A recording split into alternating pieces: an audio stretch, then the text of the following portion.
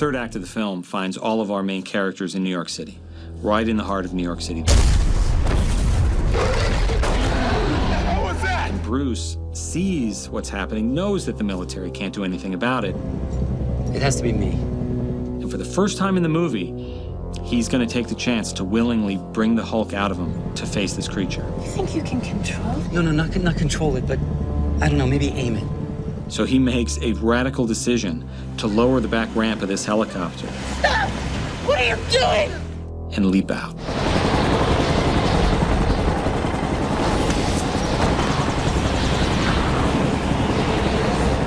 So basically, we had him in this giant gimbal of a helicopter and handcuffed, and we put a nice mini airbag down below, and he was just good to go. He just went and dove off, and it was good. He just kind of got into it, take after take after take, actually. Normally, back in the old days, we would probably do a descender and have a stunt double maybe do the actual fall, and it could be 80, 100 feet or whatever, and stop them above the ground. When you put an actor on a descender rig and just drop them down, they stop acting. It's just they just are real. They're just scared. Nowadays, we can do just with camera move. It's actually the opposite, and we have Edward in a harness, and simply with a little camera move where the camera leaves, it actually becomes the same shot. Yeah. Hey, one more quickly, please, guys. In real life, we need to start the camera. Sorry about that. As a Betty's POV, and Bruce jumps out and drops out of frame, and she comes down. She looks down. So we really need to go from a flat position, like standing still position, to an horizontal position. So vertical to horizontal, and then dropping down with him. It's easier to bring the stool to the piano than bring the piano to the stool.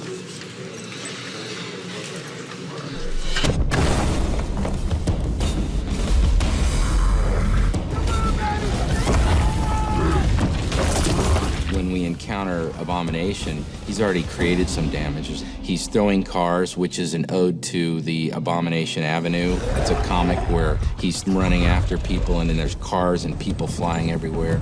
We have a little bit of an homage to pay there, so we had to toss some cars, quite honestly.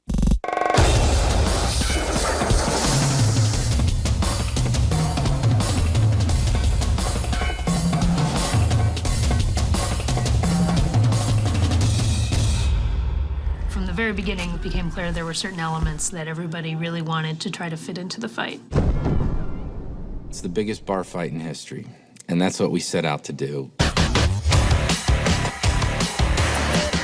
It's an extraordinary ride at the end of the movie, but you have to do that. This is Hulk and Abomination, and people expect nothing less, so. You don't see him now, but Abomination's gonna be right over there, and the Hulk is gonna be right over there. And they're gonna meet right in front of that side. It's gonna be very cool. Hopefully the storyboards lead into the animatics, lead into the shoot, lead right into the final animation. There's always detours along the way, but it works. And I came up with, all of us, we came up with these ideas of like, okay, what if he was to take a car, a police car, split it in half, and use it as boxing gloves? And I was like, yeah, that's so fun. The car boxing shots are really cool on a lot of levels. We did have motion capture, we did have previs. We have some really good footage of R&H employees acting out, beating the heck out of each other.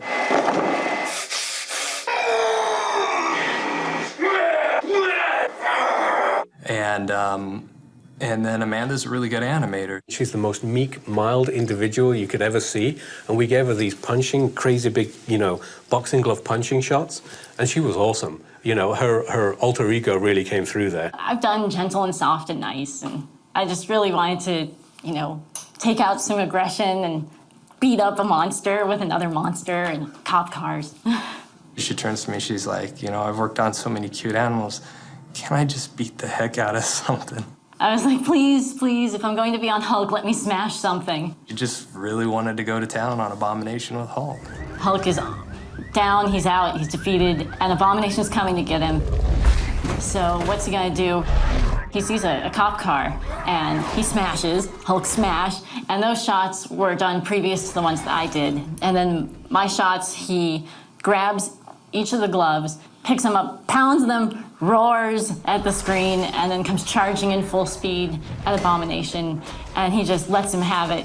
I mean, there's no way that a bomb is going to win this battle with the two gloves on his hands, and he's just pummeling, and there's just pieces flying everywhere. This was a really great shot. Is that all you've got? Well, I had the best sequence in the movie. It was the very end of the movie with Abomination and Hulk.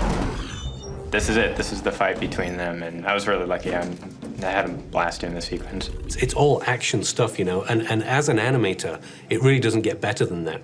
It really hit home when Ed and Louis came into the studio and they presented us what the end of the movie was going to be. If you're Hulk, it has kind of a... Ed and Louis acted it out in front of us in the screening room and could just see in my face, you know, what they wanted out of this thing and the amount of time we had left. My first take on it was, wow, that's a lot of work and we don't have a lot of time, but it's going to be really fun. And action!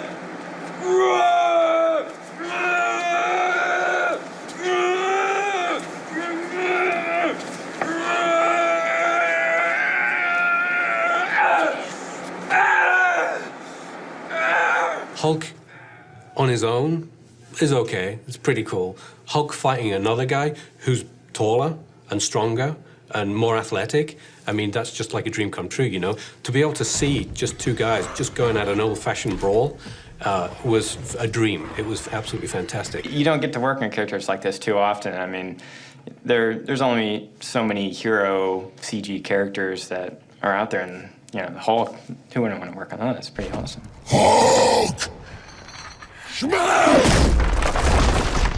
Yeah, it was certainly the dream project for a lot of people around here. Everyone was thrilled when we got the job, and I've never seen such excitement day to day from a crew. It's been great. Every day you come to work, you get to play with little cars and models, and then you go out to the big street and you actually do it. Keeping up with Louis. It's a constant on-the-run thing. 3 takes, we'll be done with this. It's beautiful. It's a great living. What's not to like?